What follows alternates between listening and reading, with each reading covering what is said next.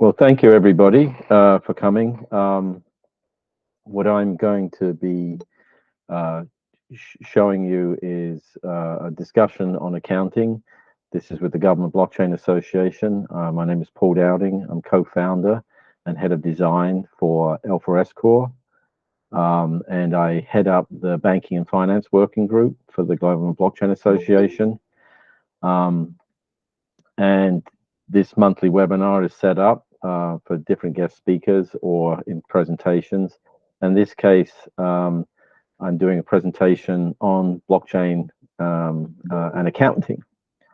So I'm going to cover a lot of ground fairly quickly, but I'm trying to make this simple topic to understand. Obviously, people spend years training to be certified accountants.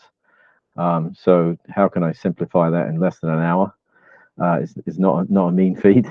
But the goal is to help you understand the criticality of accounting within the financial services and maybe other industries, but then to see where there's limitations and some functionality that's lacking in current blockchains.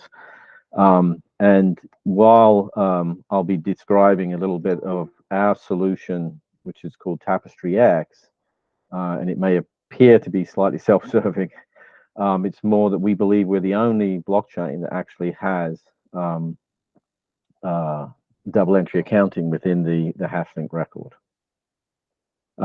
So with that, I'm going to start a presentation. I'll try and leave some room at the end for questions, but let's just a second. I'm just letting other people in as they come in, so I'll start the presentation. Just a second.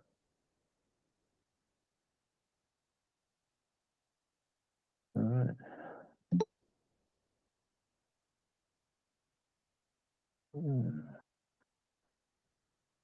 Let me just.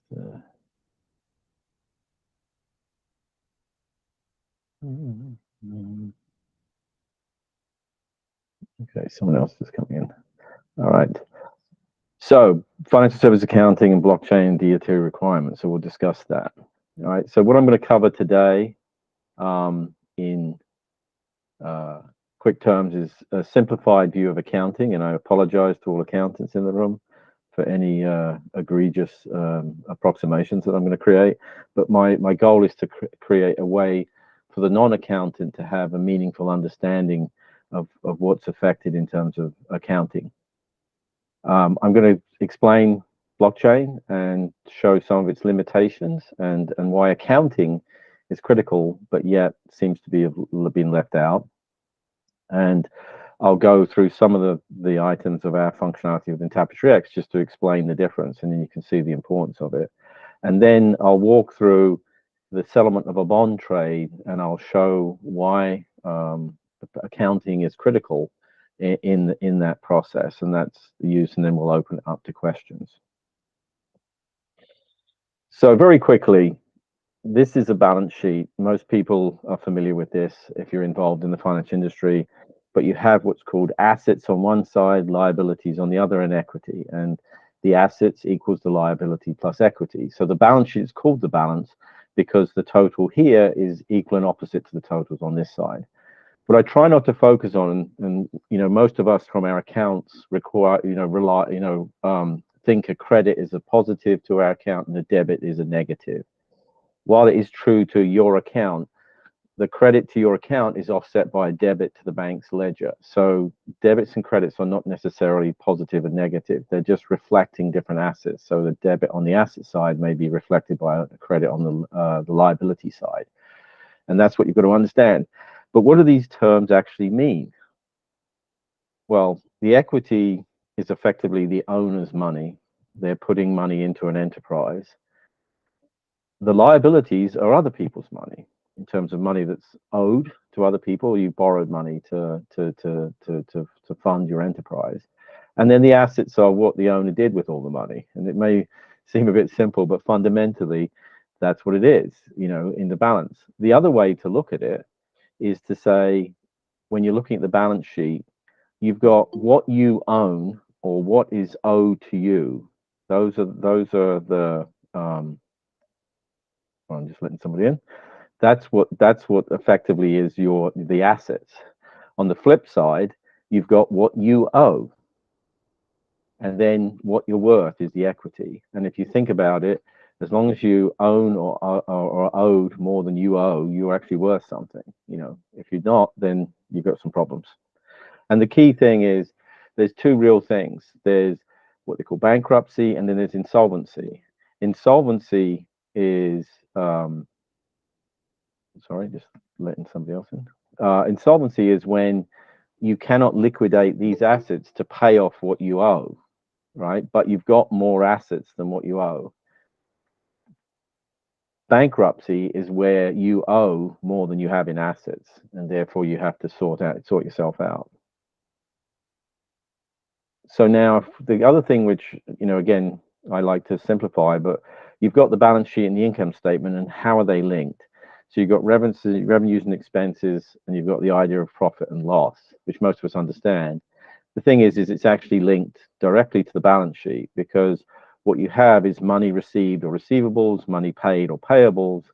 That ends up with the net cash or accruals, and that's on the asset side because you're obviously collecting that money or that net money, and then it's reflected on the other side as retained earnings, and that's how the balance sheet stays in balance.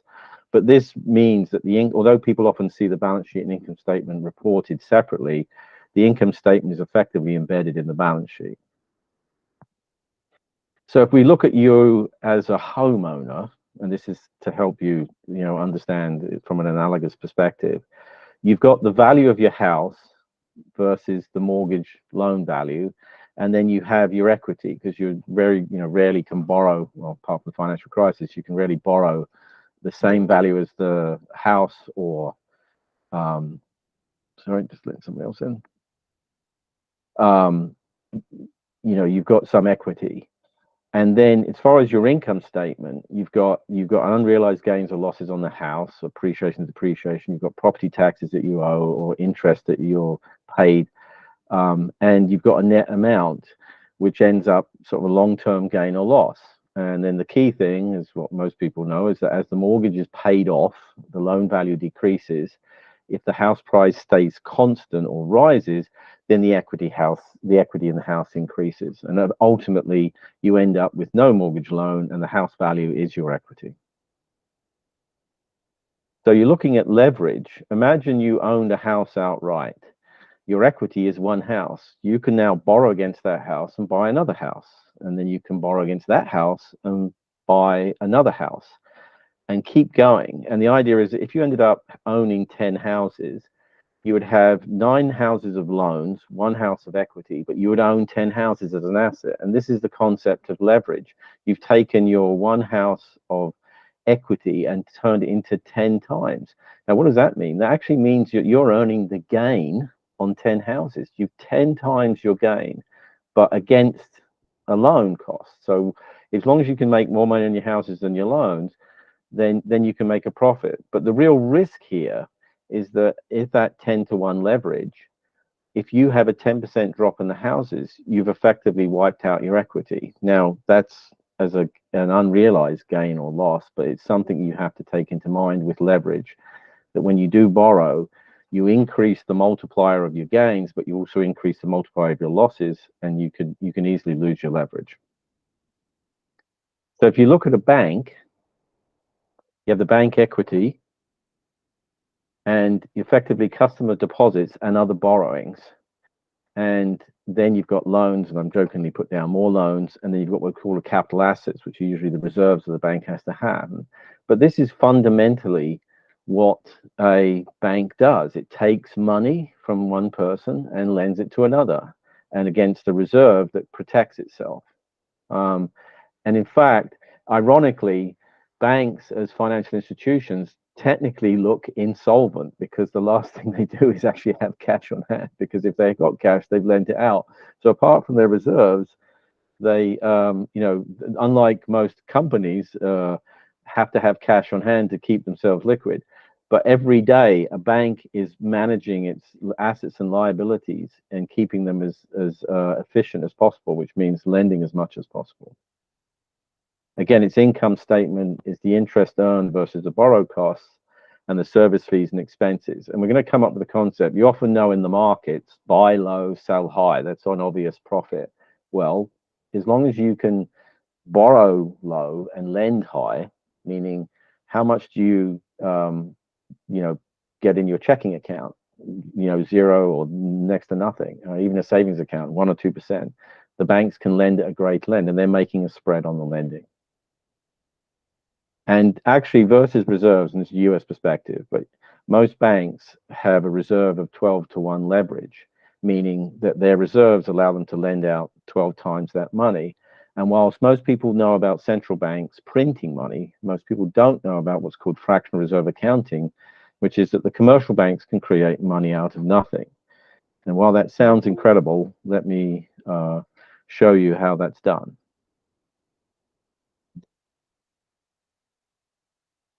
So if we have, sorry, I'm just letting other people in. If we have 10-to-1 leverage in a bank, just to keep it simple, you can, and this again, this is very simplified, but just in principle showing you, if I put $1,000 deposit in a bank, the bank can hold 100 in reserves and lend 900 of that money out. So that becomes a deposit either in the same bank or a different bank. Now that 900 deposit can have loaned $810 versus 90 reserves, and we can keep going. And actually, what is shocking with 10-to-1 leverage, and this is a very simple equation, effectively, the commercial banks can create 10 times the money. So they've taken my $1,000 and created $10,000 in effectively $9,000 in additional money that didn't exist before. And this is why you get runs on the banks, because technically the banks only have a 10-to-1 leverage, $1,000 to back up $10,000 of deposits. So if everyone tries to take their money out, they're effectively the bank doesn't have it. And then really what happens is if everyone paid off their loans, the amount of money in the economy would actually shrink drastically. So if you look at a central bank, and this is one of the questions I had coming from outside the industry many years ago, you've got some notional equity, all right, and you've printed money, and you effectively lend that to the commercial banks. Now, my question to a Federal Reserve analyst was, okay, I understand these assets, but what are your liabilities? Well, the interesting is that there's a circular process, because they lend it to the bank and the bank immediately puts it back on deposit with the central bank. So this is equal to each other. Now, you know that if a bank has a reserve against the central bank deposit, it can then lend 12-to-1 against it. So effectively, that's what's happening when they lend. If you look at the income statement, the interest earned on the money and borrowing versus minus the expenses is net cash, but that's usually given back to the treasury of the government. Now, this makes for interesting circular, because if you think about it, and you saw in quantitative easing, if the central bank buys assets from the banks, government, or buys government debt, the government's going to pay the central bank the interest, but then it's going to pay it back to the government. So effectively, quantitative easing was, despite low interest rates, was actually a zero interest rate for the government to borrow money. The arguments on whether that's a good or bad thing, I'll leave that to other topics. All right, so now I'm going to get into trading. Okay, if you've got a principal trade, which means a broker is trading on behalf of an investor or their position, all right, you've got the cash going one way and the securities going the other. In other words, it looks pretty simple, all right, in terms of what's actually happening between the investor, and then they end up they've turned their cash assets into securities, and the brokers turn the securities into cash, right? What's not shown here is this is the relationship to the balance sheet, but when this is an executed trade, it's not settled yet. So these are represented by payables and receivables. They're future dated obligations, and that's the theme I'm going to repeat many times. So it looks like this is the process. Remember that the broker doesn't necessarily have the securities. They can buy them, or they can borrow them, or they've already lent them and they're getting them back from loans. But the point is that there's some other market participant that they've got the cash and securities from themselves. So there's a chain of transactions that are linked. And then ultimately, these are settled via an exchange or clearinghouse, to say at some point we have to deliver cash versus securities, and everything's accounted for within the central clearinghouse or depository. All right. So at that point, the payables and receivables, the obligations are reversed, and the actual transfers of assets and securities are made. But the key is to understand that you're measuring your obligations as future dated payable receivables until it's settled. Now, if we look at foreign exchange, this is where you're buying one currency for another. You may think, like a trade, that it's actually, oh, I've got dollars versus euros, and the bank has arranged the foreign exchange for me, and they're ultimately financing themselves through a central, what's called a liquidity bank. There's 6, major banks that tend to provide liquidity, even if all the other banks are participating. But it's not this, because with foreign exchange, you actually have a natural hedge. You're owed one of the currencies, but you still own the other currency that you're going to deliver. And most FX is done at what they call spot, which is 2 days later. So you agree to a foreign exchange transaction. It's not settled in 2 days later. And your balance sheet is actually just the gain and loss. So the bank's exposure is the gain or loss against each of those currencies. So FX, that's why you can end up with, the FX market is, between $5 and $10 trillion a day. Obviously, would be a huge amount of balance sheet if you had to take it. That's not the reason why they do the gain and loss. It's just the proper way to affect it. All right. So again, the FX gain or loss is passed between, and it's because of this netting between what your liability is versus your asset. But again, the FX transaction before it's settled is reflected as a payable and receivable, an obligation. Now, if we're doing margin finance, this is where hedge funds, we talked about leverage. Many of them transact on leverage because if they can get greater return off their assets versus the money they borrow, then they can, increase the return 5x, 10x. And often it's called arranged finance. So what's happening is, and again, this is going to fill in gradually and you'll see it, the prime broker is making a loan to the hedge fund so they can buy securities. They've already got some equity, so it's not, again, if it's 10 to 1, they've got $1,000, they're borrowing 9 to make their investments. So they'll take that money and buy securities, but then those securities get posted as collateral. And again, this looks circular, but it does actually work. So now the broker is saying, I'm lending you money so you can buy securities and get the return on them, but I'm going to hold them as collateral, right? Again, so if you, for any reason, have made some bad investments and you owe me the money, I can actually liquidate these securities and recover my cash loan. So, but remember, the loan is a future dated obligation to return money, and the securities posted collateral is a future date obligation. So again, although I'm showing you the securities and the position where they are in the balance sheet, you've actually got payables and receivables.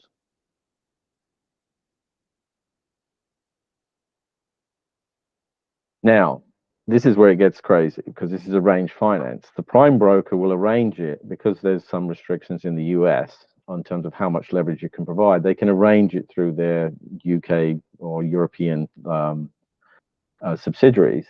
So the securities that are posted as collateral are loaned to another broker, but maybe in another entity. And that cash collateral you receive back from the security of land represents the cash borrowed. So you can see that this is kind of all circular. The cash is actually coming from this loan to make this loan, to buy these securities, to post them. All right. And the securities that are sold could be the securities from the other entity to buy. So again, this becomes super, and this is where you can end up with chains of transactions that end up freezing because everyone's transacting with other things.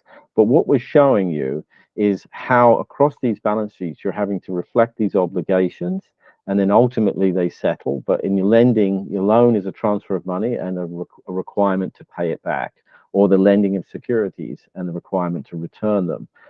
And what's really happening here is that the broker who's making money is saying, I can borrow at a lower rate than I'll lend to the hedge funds. And that's where they make their money. The hedge funds are making their money based on the return on the securities. And they've leveraged it up to increase that return. But if you look at it, the risk here for the prime broker is neutral as long as everybody stays in business. But But again, they've got cash or securities to liquidate to protect themselves. So it's just a pure, it's what they call spread-based lending. I can borrow at a cheaper rate than I can lend, and I make money. Now, just to give you, if you're shorting, everyone knows buy low, sell high. But you can also short, meaning sell something you don't own, and you're effectively going to sell high and buy low. If you think the price is going to go down, you can sell a security you don't own and then buy it back later at a cheaper price, and you've made a profit. Problem is if you don't own the securities, how do you sell them? Well, you have to borrow them. So you're going to sell securities short. You have to get what's called a locate. So the big funds, the pension funds, the insurance companies, the mutual funds allow their securities to be loaned to a prime broker, and those securities then are lent. Well, they post the cash collateral. Those are invested in the money market fund, and the fund earns a rebate, effectively an interest. When you lend securities, you actually get paid a rebate based on the interest of the cash collateral you post. But the securities that are lent are borrowed by the hedge fund to sell short. The sell short sold generates the cash, all right? And the cash just becomes the cash collateral against the securities that they borrowed. So I know this looks all complicated, but what this really means is you've got all these, again, future date obligations based on these transfers of assets. And again, it's a simple spread. It's the rebate borrow that you return, the prime broker receives a rebate, and they get a higher rebate than they have to pay the hedge fund for the short. So there's a spread-based financing for the prime broker, and the hedge fund gets the rebate plus any profit it makes from the decrease in price. So again, I'm just going through this fairly quickly, but I'm just showing you that you really need to understand how this is affected across all the institutions, and the fact that most of this is reflected as payables and receivables, not just transfers of assets.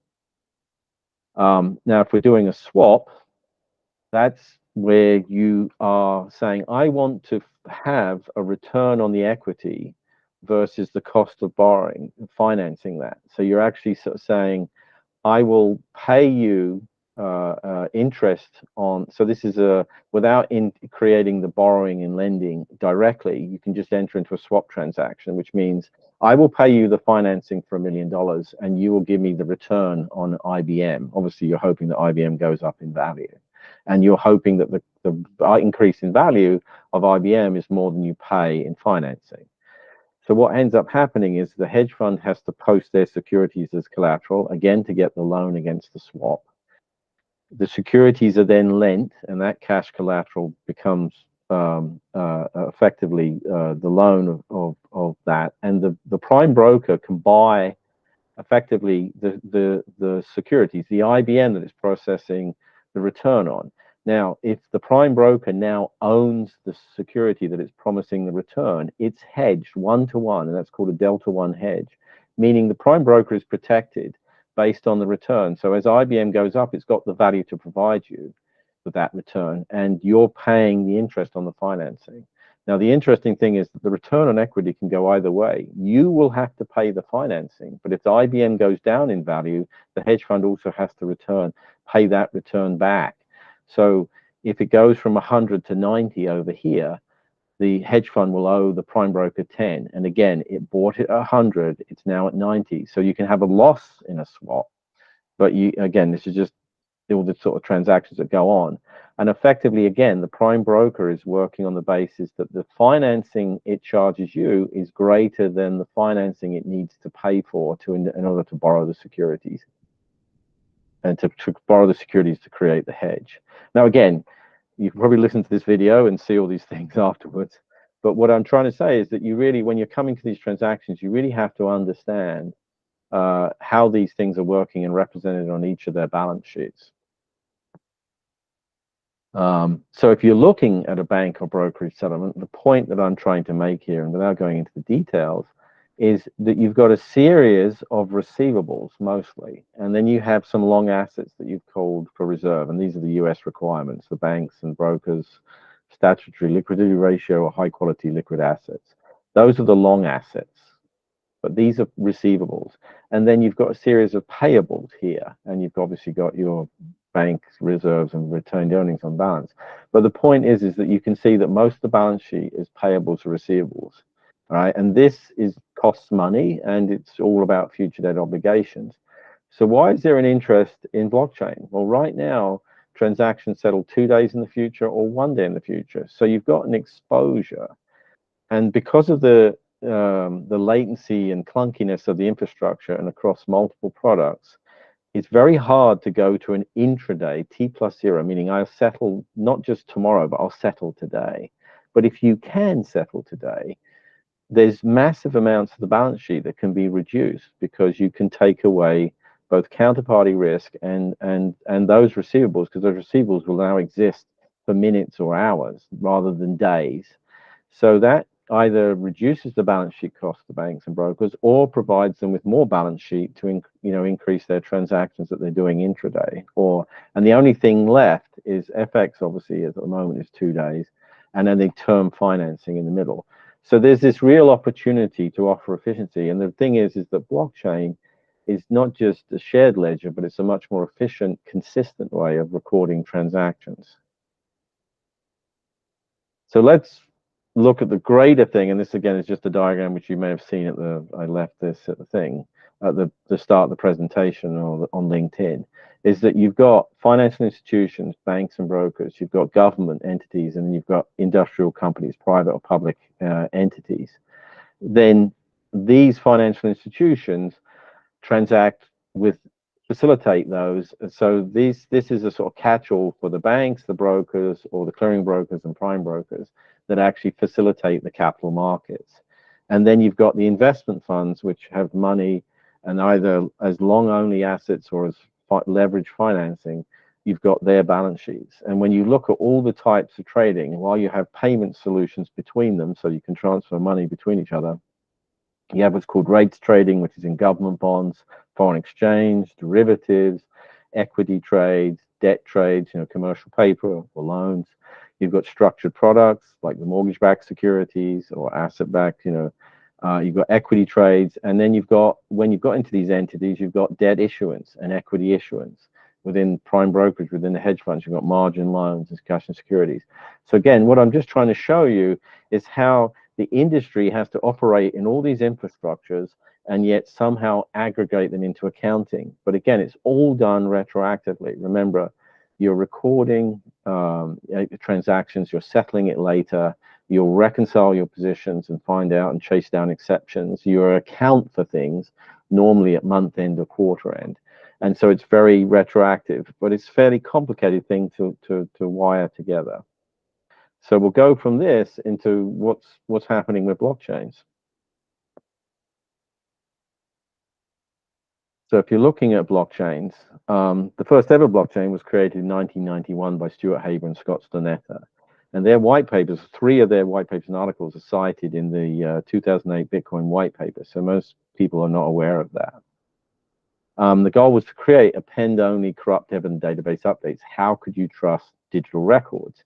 And the hash linking, the hashing of data, is like a sophisticated checksum. And you've got a sequence of updates that are not just linked. The problem is that you could go in and change someone's data and timestamp. You could overwrite it and make it look like it was done retroactively. The idea of the hash was that if the data is changed in any way, then the hash don't work, and you can prove that it's been corrupted. It's corrupt evidence. This is what's often called immutable. It's really should be strictly called corrupt evidence. The problem is, and what Scott Stonetta and Stuart Haber recognized, is that in the same way you could update the hashes. So how do you protect yourself? Because you need another person to check, but that person can collude with the first one. And it goes on ad infinitum. So really they thought this doesn't solve the problem. What they recognized, though, was if you do have good actors and you have enough people validating a ledger, it becomes a consensus, and therefore you can trust it. And part of the thing with a blockchain is it's distributed, it's shared amongst multiple people. So when you've got different nodes in a blockchain, each node has a copy of the blockchain. So a corruption error would have to be replicated based on Byzantine fault tolerance, greater than a third. And this is extremely hard to do, right? Except at the point where the transactions are created. That's where the vulnerability is. And an entire distributed ledger history can be downloaded and validated by a user on their own. So you can go to Ethereum and you can download the history. You don't need a miner to recreate it. You don't need a validator, proof of stake validator to tell you it's all okay. You can check all the hash links and go from there. It's the next block of data that requires a committee, I'm joking there in terms of consensus, or independent validators to validate it. And this is the challenge. So, and this is primarily again to prevent the double spend. So the problem with consensus, I'm not going to deal with Bitcoin mining. We know that that's a sort of arms race and it's not efficient and it's got a finite capacity. But if you're voting on a transaction, then consensus is voting as a multi-person, multi-step process. You've got latency in the process because you've got to collect the votes. You've got computational scalability issues because as the voters and votes go up, that's two factors multiplied. So it actually slows down exponentially. And then you've got capacity throughput issues because you've got all these votes to basically collect and process and send around. The other thing that people forget about a classic blockchain is you've also got what we call a memory scalability issue, which is you've got to keep all the blocks from inception to current day in active memory, because if you've received a transaction in this block, that's the only record. So as time goes on, that's the only reference you've got to spend it in the future, which means any node has to keep the entire ledger in history. Most banks and all banks and brokers work on the idea of transacting periods. They'll close their books today and move forward. Carry forward balances, and therefore your balance remains active. You don't need to go to a restaurant to say I got paid 6 weeks ago and that's the money I'm going to use to spend on my meal tonight. You've got an active balance on your debit card which you can swipe and give to them. The other thing is that most current blockchains have gone to elected or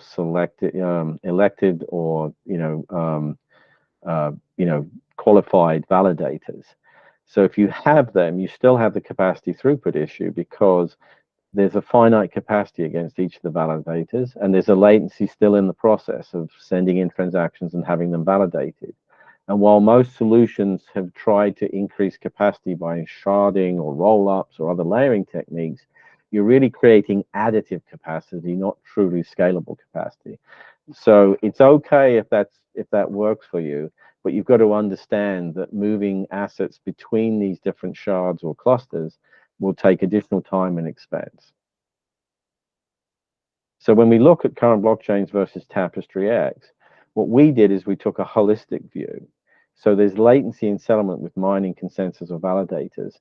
We ended up creating a protocol that could synchronize on the transaction data alone. So it's self-synchronizing. That's part of our patent. So that allows you to do real time, which becomes a critical thing. And I'm going to get to this on accounting.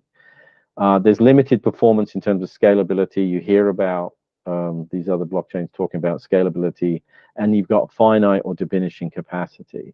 Whereas, we're trying to create a situation where you're only generating or validating transactions. All these blockchains are just transfer logs, which is timestamped state changes. So that's okay if you're logging votes in an election, documents in healthcare, or other records in terms of property, or even inventory to a certain extent, although you still have to, an inventory in a supply chain is someone's asset on their balance sheet. But there's no blockchain we know of that has double entry accounting, and we'll get to that in a minute. But because they're timestamps transfers only, and you've got this continuous expanding memory, and you've got no ability to record the future, blockchains can record today's activity and show you what happened in the past, but there's no way of recording the future. But if we create transacting periods like you do in current ledgers, and we have double entry accounting, we can record future dated payable receivables. And as you saw from the transactions of financial services, the major thing you have to be able to capture is future dated obligations, payable receivables. And this is a critical thing for blockchains.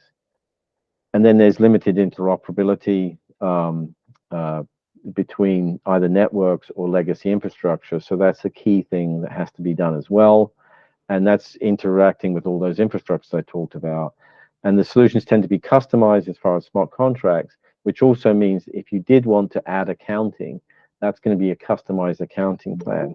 Part of what we have is a generic way of interpreting any asset or transaction life cycle, and therefore we've got a small finite number of accounting ways to interpret any transactional life cycle, and that makes it simpler.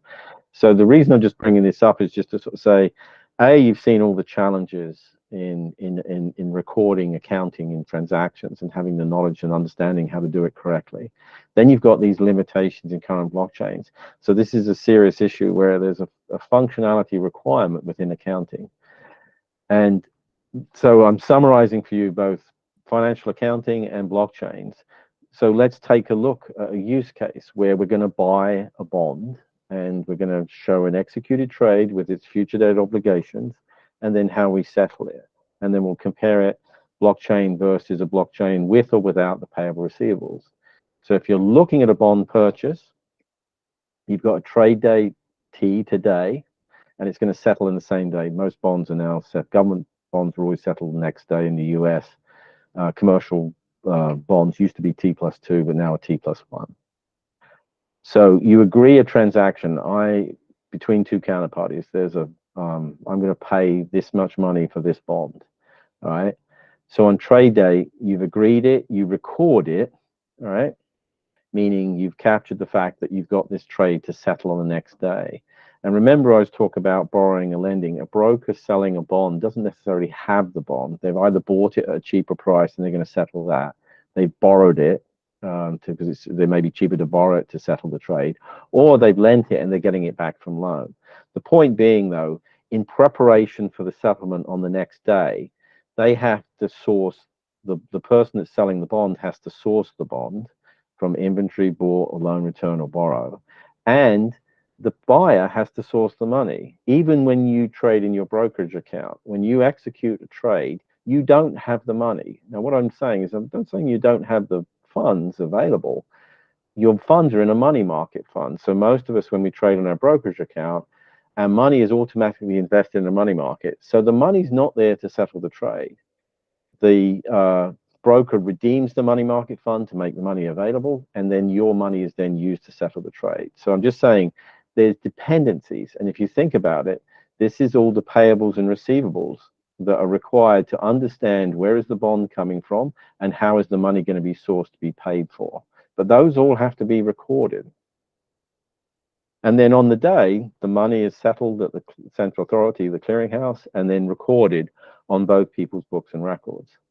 And then overnight, you're going to reconcile to say, hey, everything I think I paid for and received is there.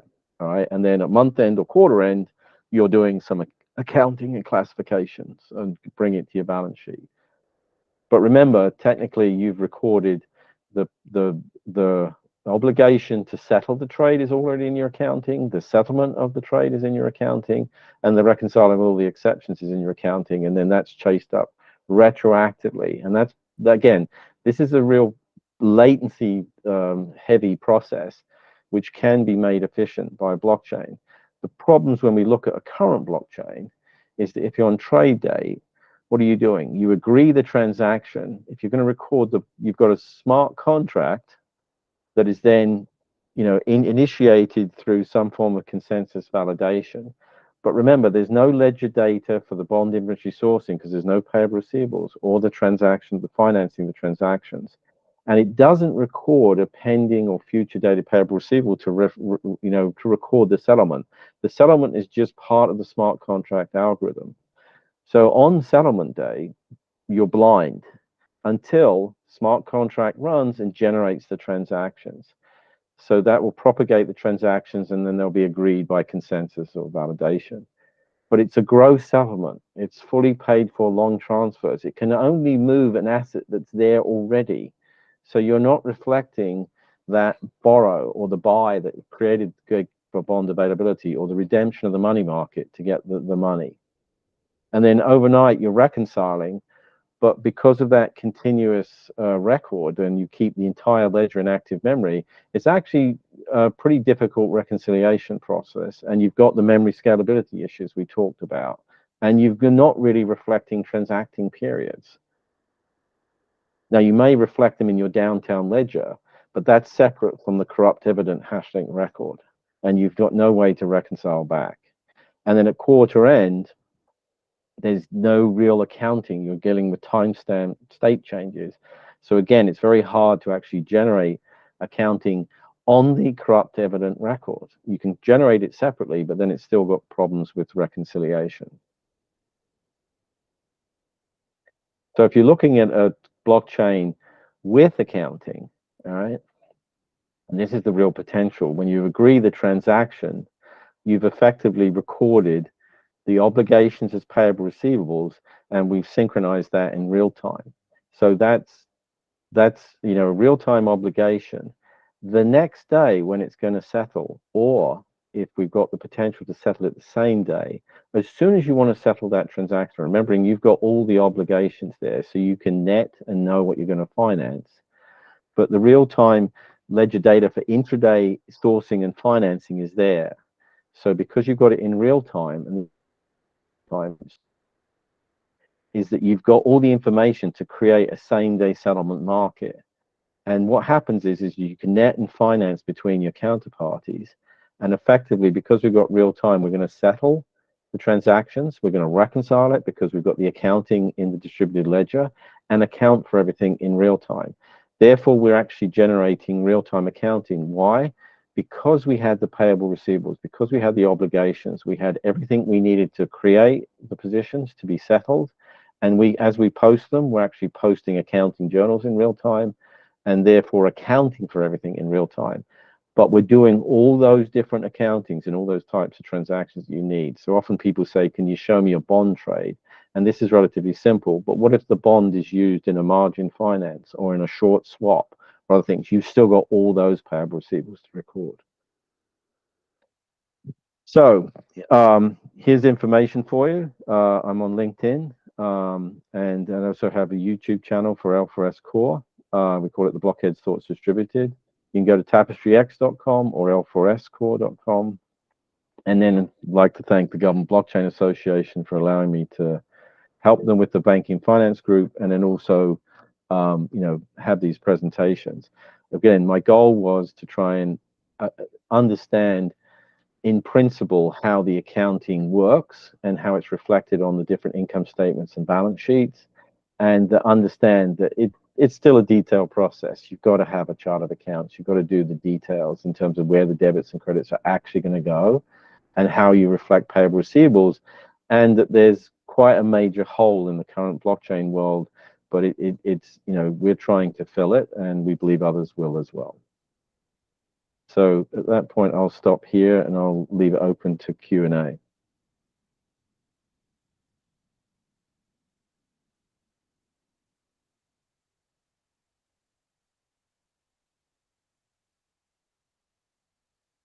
Do I have any questions in the chat?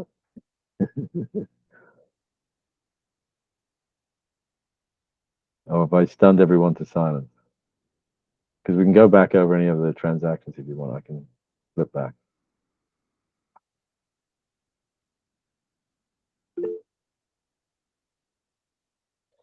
I've got a question for Wasim in the consensus part. Okay. Let me just do that. Question on the consensus. Just let me go back to that point. Can you hear me? Yep. Okay, good. Hey, before we're done, can we put a plug in for for our upcoming conference, and then also let people know where they can maybe sign up for the GBA newsletter? So if I can just have a few moments at the tail end, that would be awesome. Sure. Okay. Well, do you want to do that now, and then I can handle the questions until the end? Sure. All right. Well, let me put this into the chat. If you want to just kind of bring this up, let me drop this in the chat here. If you just wait for it. So exciting. Sometimes you just can't hold the suspense back. There we go. Yeah, if you could just bring that up real quick. Yeah. Just a second. But honestly, I think it's okay to do the questions first because people are on a roll. So let's do the questions first, and then I'll because this is sort of a different subject. I don't want to derail the thought process. Okay, I'm just going to share my entire screen so I can, before I was just sharing the presentation. Wasim had asked about the consensus process. So let me just call this up. So what I was saying was, if if the revelation that Scott Haber had was that if you corrupt data, how would you know? You could corrupt the change, the hash, and update it. No one would know. And if you had a checker, that checker could be colluding with the person, and so you've got this. Effectively, you have checkers checking checkers, checkers, checkers. It goes to infinite, so it looks like it's unsolvable. But if you have enough good actors and everyone has a copy, then Byzantine fault tolerance says that as long as you've got less than a third bad actors, you can trust the distributed record. It's very hard to, there's going to be a sort of truth.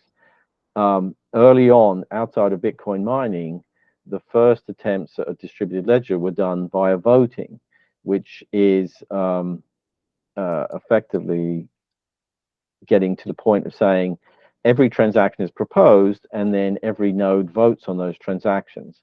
The problem you've got with consensus is it takes time because transactions have to go into the virtual middle. Every node has to receive the other transactions, vote on them, send their votes in, and then collect everybody else's votes. So that's the latency in the process. But the other thing is, if you look at it, as you've got transactions going up, but as you've got users increase, you have more transactions and more users. So if you think about this square pattern increases, when I say exponentially, it's the number of transacting parties times the number of voters, transactions times the number of voters. Both are going up singularly, linearly, but two of them multiplied together goes up exponentially. So you end up with what I just described as the latency, the computational scalability, because these are increasing as the number of participants go up. And then you've got a capacity throughput issue because you're sending all the transactions and the votes and collecting them, and that's what slows them down. And I remember seeing Mike Novogratz, the famous Galaxy guy, saying the problem with these networks is they get slower as they get bigger, and this is why. I hope that answers your question, Rusty. Is there any other questions?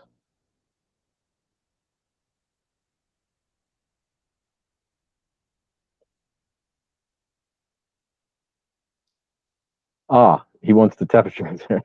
What's he said? So the idea is that with consensus, you're really synchronizing the ledger, and the synchronization happens through these validators or process. If you can push that control to the edge, and I can't give away all our secret sauce, but if you can push that control to the edge, effectively you can synchronize based on the transaction data alone, so that the participants can add transactions to the data structure. The data structure only goes together one way, which means all the other nodes can actually synchronize on transaction data alone. And that's how we synchronize it. There's actually research that backs it up called conflict-free replicated data types. And this is how you can process data and replicate it somewhere else without any conflicts, or in simple terms, to be consistent. And that's what we're able to do. I can go into that in more detail if anyone's interested. All right, Gerard. All right. Actually, I'm just going to share my screen if that's okay with you. Yeah. Entire screen. Oh, here we go. Share. All right. So just want to share with folks, the Government Blockchain Association does have a conference coming up called Blockchain and Infrastructure, Trusted Decentralized Physical Infrastructure Network. Just to give you an idea of the types of folks that show up at this, a lot of government folks. This will be in Washington, D.C., November 6th and 7th. So we've got international organizations, folks from national governments all over the world, United States, many others, India, Canada, Austria. These are folks that attended the one last year, Costa Rica. Then lots of state and local folks. A lot of folks from the private sector will be there. We had CipherTrace. We had just all kinds of companies. So if you're, I'm going to drop this into the chat. 1 second, we'll drop that there. So if you're interested in decentralized physical infrastructure, the types of the speakers that we're going to have here are pretty much just awesome. We'll have folks from the United Nations, from the White House, we'll have the Secretary of Commerce from Rhode Island. So these are folks in government that have budgets and requirements, and these are people that are pro blockchain folks. So I hope you can make that. And this is an example. So Dino Cataldo Delacio is the Chief Information Officer for now a $90 billion pension fund.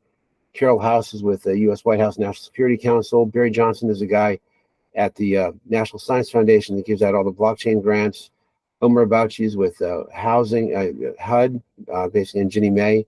So he runs the innovation lab and is building out all the blockchain solutions that are being deployed throughout housing, which is 1/6 of the U.S. economy. So, like I said, just an incredible group of people that will be at that event. So we definitely hope you can come.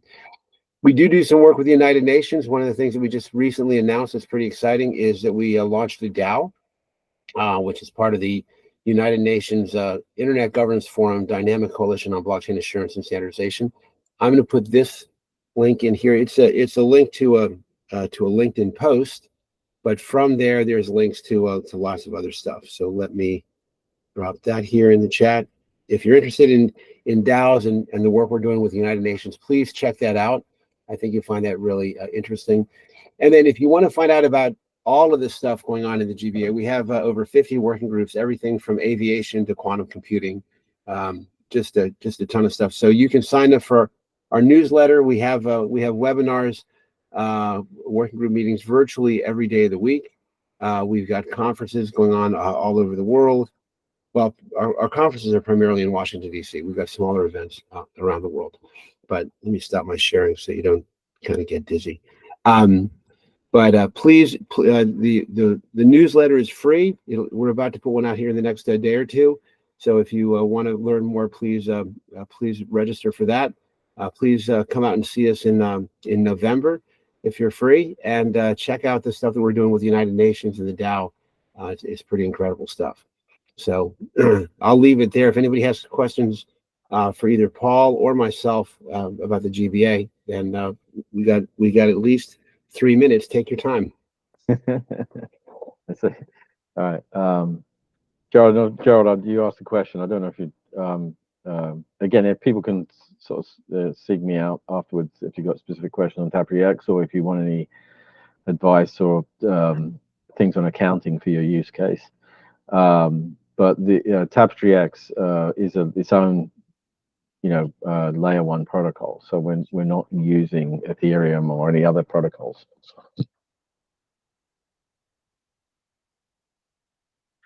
Okay. Well, if there's no more questions, again, I'll just share. I'll put into this. So if you want to write down my details. Hey, Paul, why don't you drop them in the chat? That way people can just kind of cut and paste them. All right. Let me see if I can do this. And Paul, thank you for doing this. I tell everybody I meet that you are the smartest person I've ever known at the intersection of banking, financial services, along with blockchain. So your wisdom and knowledge is greatly appreciated. Well, we also try. Well, thank you. I think some of this, like I said, the devil's in the details, but I want to make sure people are aware of the challenges, and that this is a serious issue that has to, the industry needs to address. And but I was just make the point that accounting is the common language of transactions around the world. The problem is it's done at month end, quarter end, or year end. If you did it at the beginning, you've actually got a consistent protocol. The distributed ledger technology is allowing people to communicate and transact in a consistent way. If you can get it to do with the accounting as well, you've got the common language to talk to each other. That's going to allow the interoperability or the network to network transfers. And so we've got the common language. We just need to introduce it to the distributed ledger technology. All right. Thank you, everybody. Fantastic job, Paul, as always. Thank you. No problem. Look forward to, we'll try and find, if anyone wants to speak in the webinar, Indeed. let me know. All right, I'm going to stop the recording. Thanks again, everybody. Thanks, Paul. All right.